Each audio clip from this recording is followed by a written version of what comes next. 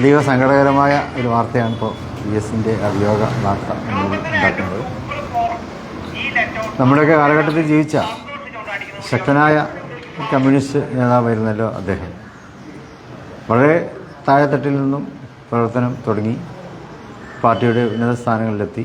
അതുപോലെ തന്നെ മുഖ്യമന്ത്രി എന്നുള്ള പദവി വരെ അദ്ദേഹം ഉയർന്നു. കൈകാര്യം ചെയ്ത മേഖലകളിലൊക്കെ തൻ്റെ ആദർശത്തെ മുറുകെ പിടിച്ചുകൊണ്ട് തന്നെയാണ് അദ്ദേഹത്തിൻ്റെ ഓരോ പ്രവർത്തനത്തെയും നമുക്ക് കാണുവാൻ സാധിക്കുന്നത്.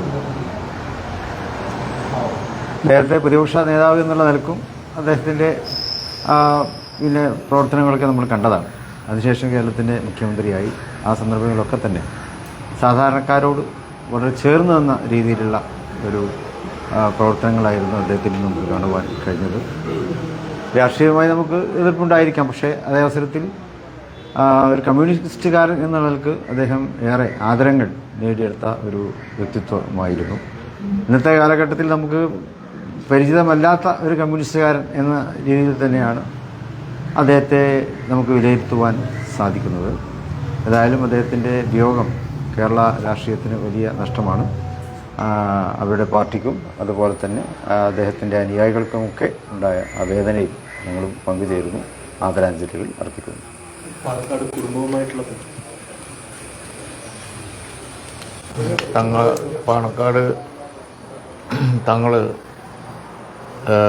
ഇവിടെ വാങ്ങിയപ്പോൾ അദ്ദേഹം ഇവിടെ വന്നിരുന്നു. രാഷ്ട്രീയമായി എന്ത് അഭിപ്രായ വ്യത്യാസം ഉണ്ട് എങ്കിലും അത്തരം കാര്യങ്ങൾ, വ്യക്തിബന്ധം, അതുപോലെയുള്ള സൗഹൃദം, അതൊക്കെ അദ്ദേഹം കാത്തു സൂക്ഷിച്ചു വന്നു. അതുപോലെ തന്നെ രാഷ്ട്രീയമായ എതിർപ്പിൽ യാതൊരു കോംപ്രമൈസും ഇല്ലാതെ പോരാടിയ ഒരാളാണ്.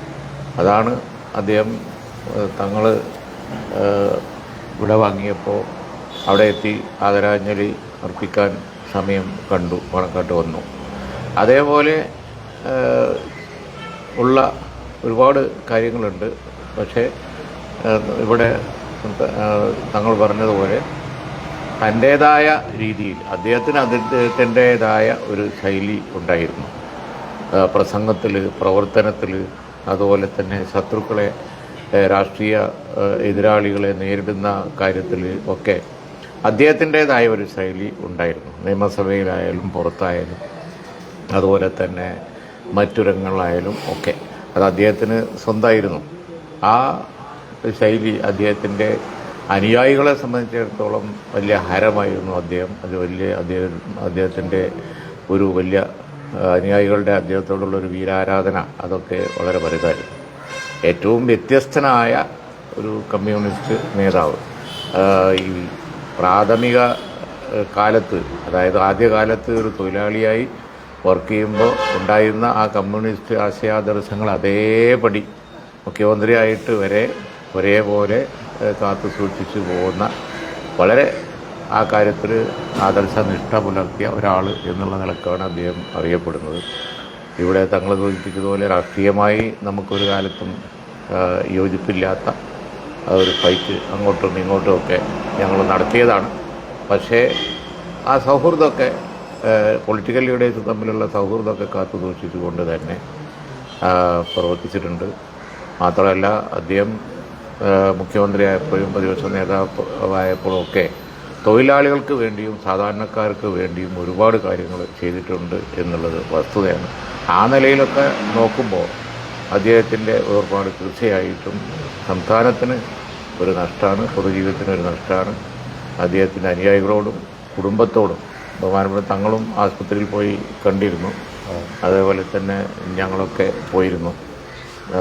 ഇപ്പോൾ അസുഖമായി ദീർഘകാലം കിടന്ന് ഇന്ന് ഇവിടെ വാങ്ങിയപ്പോൾ ഒരു വലിയ ചരിത്രമാണ് അവസാനിക്കുന്നത്.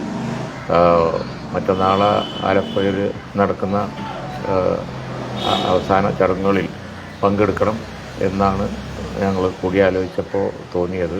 സൗകര്യമനുസരിച്ച് ചെയ്യും. എന്തായാലും ശരി സംസ്ഥാനത്തിനും ജനങ്ങൾക്കും അതിൻ്റെ കുടുംബത്തിനും ഉള്ള ഈ വലിയ നഷ്ടത്തിൽ നമ്മൾ പങ്കുചേർന്ന് ദുഃഖം അറിയിക്കുക. ഈ നിയമസഭയിലൊക്കെ സമകാലികനായിരുന്നല്ലോ താങ്കൾ ഒരുപാട് കാലം. ദീർഘകാലം സമകാലികനായിരുന്നു. നേരിട്ടുള്ള ഒരുപാട് സംസ്ഥാനങ്ങളൊക്കെ ശ്രദ്ധിക്കപ്പെടുന്ന സംസ്ഥാനങ്ങളൊക്കെ ഉണ്ടായിരുന്നു. PS കുഞ്ഞാലിക്കുട്ടി എന്ന രീതിയിലൊക്കെ തന്നെ ഉണ്ടായിട്ടുണ്ട്. വളരെ അധികം പോരാടിയിട്ടുണ്ട്, അങ്ങോട്ടും ഇങ്ങോട്ടും പറഞ്ഞിട്ടുണ്ട്, ഫൈറ്റ് ചെയ്തിട്ടുണ്ട്, പുറത്ത് വളരെയധികം പോരാടിയിട്ടുണ്ട്. അതൊക്കെ പൊതു കാര്യങ്ങളിലാണ്.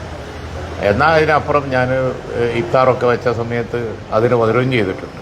അങ്ങനെ നല്ല കാലം ഉണ്ടായിരുന്നു, നല്ല ഫൈറ്റ് നടത്തിയ കാലം ഉണ്ടായിരുന്നു. അതൊക്കെ ഇപ്പോൾ ചരിത്രത്തിൻ്റെ ഭാഗമായി.